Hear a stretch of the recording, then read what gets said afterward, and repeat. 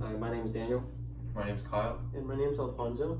Today we're going to be discussing our combined ME106 and ME154 design project, which is an automated whiteboard cleaner. First, we're going to go over the problem overview and show you some of the mechanical and electrical design of the components. Next, we'll showcase and demonstrate how the mechanism works and talk about the program. Then, we'll each talk about how we contributed and what we learned. Now, Kyle will talk about the problem overview. First, we will discuss the problem that this device is trying to solve. This device will help professors who write large amounts of information on whiteboards or chalkboards. This will help the professors because they will not have to constantly erase the whiteboard or chalkboard. Instead, this device will erase it for them. Our project is a smaller scale version of that solution. The device has two phases. The first phase is setting the clock. You can press any of the 9 numbers on the keypad to enter any of the information required. The D button is the enter button for this keypad. The first step is setting the year.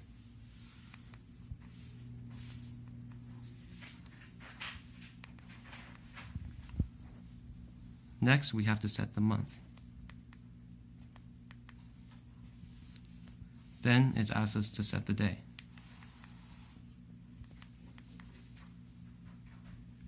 And then the hour.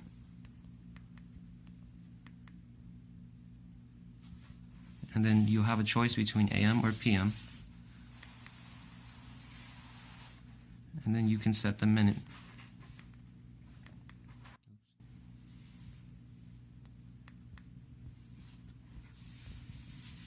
And here you have the full display showing the time, the day, the year, and the month. The second phase of the device is activating the whiteboard cleaner. The user can activate the whiteboard with the keypad or by placing the RFID tag, in this case the marker, onto the RFID sensor. Using the keypad, you can enter the setting mode by pressing 0. You can change between the settings by pressing the pound key. Once you have the setting you like, you can enter the setting by pressing the D button. The marker for this whiteboard has an RFID tag attached to it. You can activate full clean mode by placing the marker over the RFID sensor.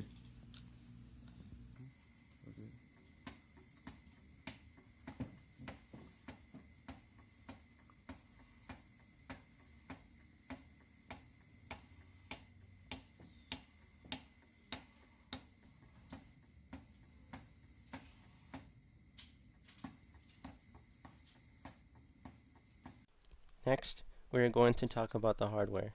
Our mechanism consists of several components: the Arduino Mega 2560, the 4x4 keypad, the LCD display, the RFID sensor, and the bipolar NEMA 24 motor with a 36 volts 10 amps DC power supply and a motor driver CNC controller. Our microcontroller is the Arduino Mega. We chose to use an Arduino Mega rather than an Arduino Uno because the Arduino Mega has more I/O pins than the Arduino Uno.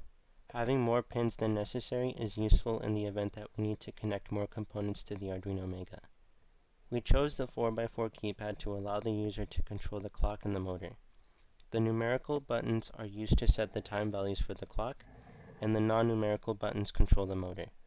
The LCD display displays important messages to the user, such as setting the clock itself, or the status of the motor. The RFID sensor allows the user to activate the motor without pressing any buttons. The RFID sensor is activated when it senses an RFID tag. For this project, a sticker is the RFID tag. The motor we used is a bipolar NEMA 24 stepper motor. It can provide a torque of 4 Newton meters, which is enough to control the mechanism. The stepper motor in our device needed more components than the stepper motor in the lab assignment, such as the 36 volt 10 amp DC power supply and the motor CNC controller.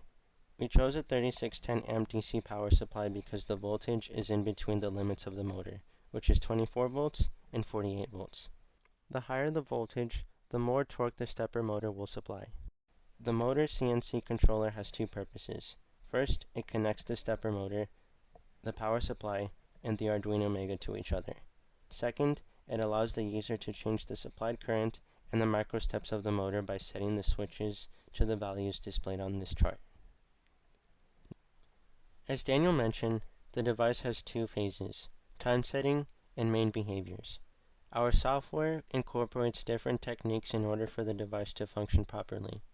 First, we imported the libraries for the RFID sensor and LCD display. Second, we also used arrays to account for the name of the month, the number of days in a month while also taking into account of leap years, and the hour based on whether the time is AM or PM. Third, we made prototype functions to display the time on the LCD display and the number of microsteps the motor has to take. Fourth, the clock uses the millis function and takes into account of increasing the bigger values. For example, if the seconds value reaches 60, the minute value increases by 1 and the seconds value is set to 0. Fifth, we noticed that the RFID sensor was not consistent when returning a value. For instance, when the RFID tag is present, the RFID sensor fluctuates between present and not present, rather than displaying present as the RFID tag is present. Therefore, we added a behavior to the software where if the RFID tag was present in the last 5 seconds, the Arduino will read the value as present. Fifth, the motor itself has 4 states. State 0 is where the Arduino is idle and displays the clock. State 1 is where the Arduino is in settings mode. State 2 is where the motor rotates forward. State 3 is where the motor pauses for 1.5 seconds. And state 4 is where the motor rotates backwards to the initial position and sets the state back to 0 when it is finished. Finally, save mode is a valuable feature. When the device displays the clock on the display, the user can press the save button on the keypad, star, to activate save mode. Save mode allows the user to prevent the mechanism from activating until the save button is pressed again. This feature is ideal in situations where the user does not wish for the information on the board to be erased at all. Now, we will talk about what each member contributed and learned from this assignment.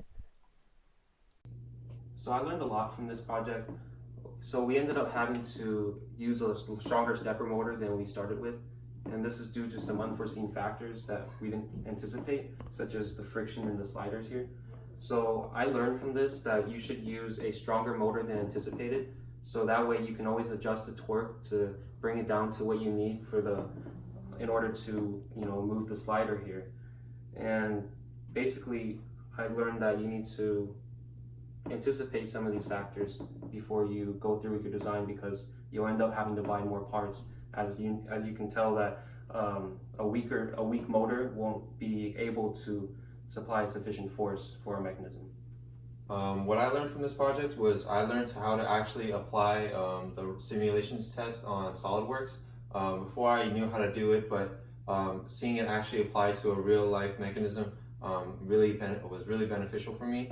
I also learned a lot about the motor driver board. I learned about how all 6 of those switches on those motor driver boards, how they each individually affect the performance of the motor and how much torque it provides to it. I learned 2 major lessons from this project. First, I learned how detailed the software must be for everything to work. For example, after the motor is done cleaning the whiteboard, the Arduino has to go back to the original state with the initial settings. And second, this project was a learning experience. Before starting this assignment, I didn't know how to use an RFID sensor or an LCD display, and after looking through several online articles, I learned how to program the electrical components and how to put them together. And that concludes our presentation. Thank you.